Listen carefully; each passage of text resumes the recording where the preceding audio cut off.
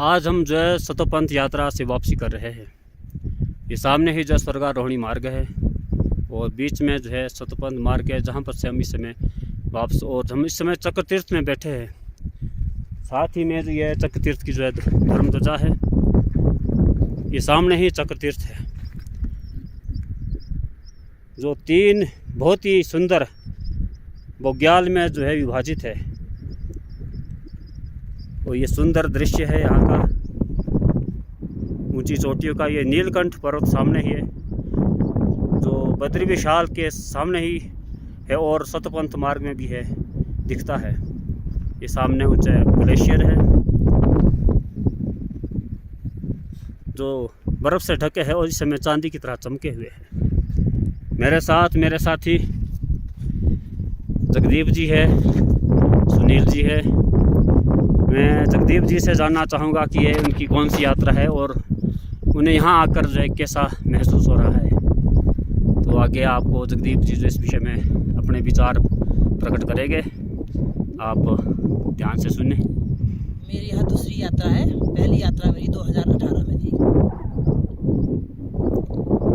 आपको यहाँ आके कैसा लग रहा है? बहुत अच्छा महसूस हो रहा है इस वक्त, परंतु चक्र तीर्थ से जो सतोपंथ का मार्ग है वो बहुत कठिन है।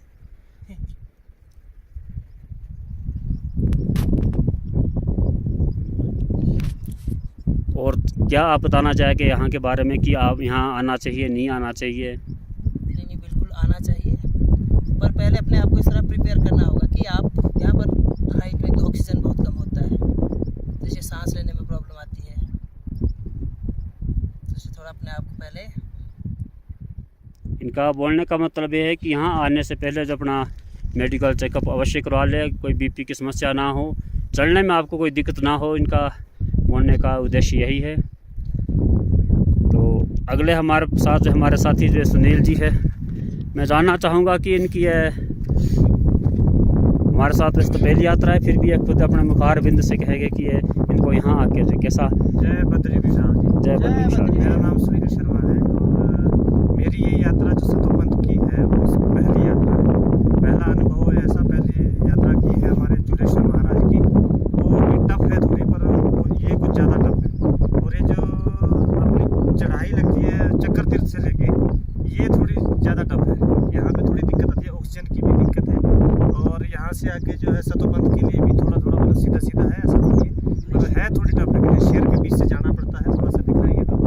और वो मतलब इतनी टफ भी नहीं कह सकते और इतनी आसान भी नहीं कह सकते हैं।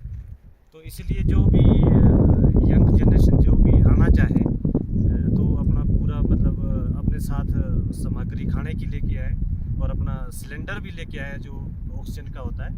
और बाकी तो आवश्यकतानुसार जो भी सामग्री है वो जरूर लेके आए। अपना मेडिकल चेकअप जरूर करा के आए यहाँ पे, और यात्रा पे जरूर आए। बिल्कुल बहुत अच्छी यात्रा है। और जो इसके अंदर हमने सतोपंथ का जो ताल देखा है वो तो क्या वो का दृश्य है, मनोहर दृश्य है।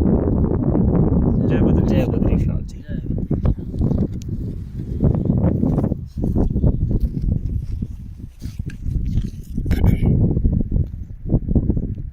अब हमारे साथ है हमारे बड़े भाई रमेश चौहान जी। जी, आपकी यहाँ कौन सी यात्रा है भैया जी? जय बद्री विशाल। जय बद्री विशाल। मेरी ये दूसरी यात्रा है। पहली यात्रा हमारी 2018 में हुई थी, जिसमें हम 9 आदमी यहाँ आए थे, मेरे भाई बंधु ही थे। और ये हमारी दूसरी यात्रा है और इसमें जगदीप जी है, मेरी दूसरी यात्रा भी मेरे साथ है, तो मुझे अच्छा लग रहा है। हाँ, यात्रा के बारे में ये आपको मैं अवश्य बताना चाहता हूँ कि ये मार्ग वैसे तो कठिन काफ़ी है, लेकिन अगर मन में दृढ़ निश्चय हो तो बहुत सरल भी है। आपको नारायण और भगवान का ध्यान करते हुए, बद्री विशाल का ध्यान करते हुए आगे चलते रहेंगे तो आपको ये मार्ग बहुत ही जो है अच्छा लगे, कोई कठिनाई आपको महसूस नहीं होगी। इस समय हम चक्र तीर्थ में धर्म ध्वजा के पास है और ये सामने ही चक्र तीर्थ है। कहा जाता है कि यहाँ पर पांडवों में जो अर्जुन थे, उन्होंने यहाँ घोर तपस्या करके पाशुपत अस्त्र प्राप्त किया था भगवान शिव से, और स्वर्गारोहणी यात्रा के दौरान उन्होंने यहीं पर जो है प्राण त्याग दिए थे। ये स्वर्गारोहणी जो यात्रा है, यह हमें जहाँ तक शास्त्र में इसका वर्णन मिलता है, पांडवों से ही मिलता है कि पांडवों की अंतिम यात्रा जो है है सतोपंथ यात्रा थी, स्वर्गारोहणी यात्रा थी। कहा जाता है कि माणा के पास बद्रिकाश्रम से 4 किलोमीटर आगे यह यात्रा प्रारंभ होती है। वहाँ भीमकुल के साथ ही जो माता द्रौपदी ने प्राण त्यागे थे। उसके बाद आगे लक्ष्मी बनाता है, वहाँ नकुल ने प्राण त्यागे थे। और सहस्त्रधारा बीच में जो वहाँ सहदेव ने प्राण त्यागे थे। चक्र तीर्थ में अर्जुन ने और सतोपंथ में जो है भीम ने अपने प्राण त्यागे थे।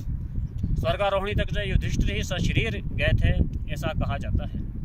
यह यात्रा मैं आपको बताना चाहूँगा कि चक्र तीर्थ तक तो बहुत आसान है, ये आसान यात्रा है।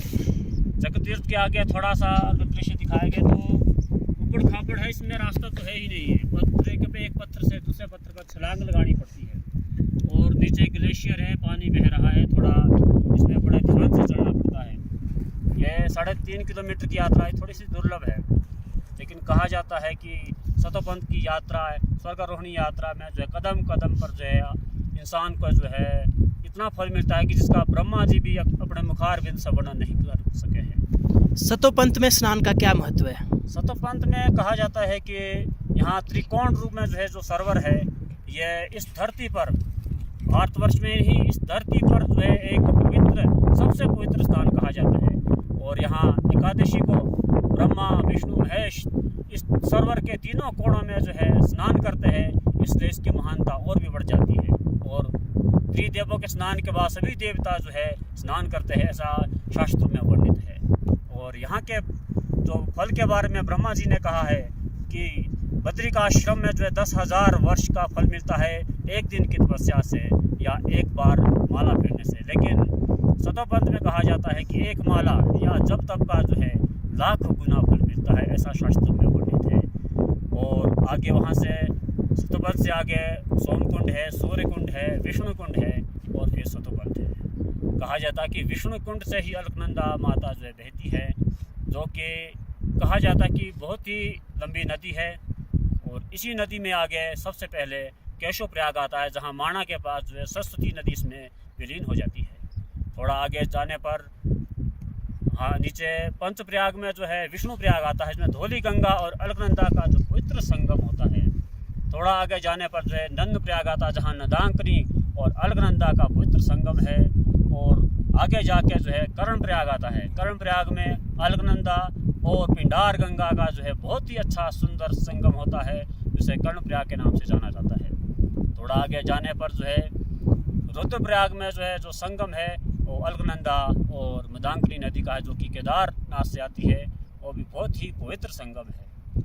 जो लास्ट में जो संगम हमारे पास जो पड़ता है वो देवप्रयाग है। देवप्रयाग में अलकनंदा और भागीरथी जो कि गंगोत्री गौमुख धाम से चलती है, वहाँ इनका मिलन होता है, संगम होता है। और ये पंचप्रयाग जो है इस तरह से है। और पंचप्रयाग का स्नान भी अवश्य करना चाहिए, उसका भी पुण्य जो है शास्त्र में वर्णित है। और देवप्रयाग के बाद आगे जो है इस नदी को गंगा मैया के नाम से जाना जाता है। ये थोड़ा सा संक्षिप्त रूप में मैंने इस विषय में आपको सतोपंथ यात्रा स्वर्गारोहणी यात्रा के बारे में बताया है। और मैं आपसे यह भी प्रार्थना करना चाहूँगा कि आप अगर स्वास्थ्य से बिल्कुल अच्छे हैं तो आप यहाँ अवश्य आए, अपना थोड़ा सा मेडिकल चेकअप करवा के अपने अगर चलने की क्षमता आपकी है तो आप यहाँ अवश्य आए और पुण्य के भागीदारी बने और नारायण की कृपा जो है प्राप्त करिए। नारायण नगरी है, नारायण का जो पवित्र धाम है। यह इसी चंद शब्दों के साथ मैं अपनी वाणी को विराम देता हूँ। जय बद्री विशाल। जय बद्री विशाल।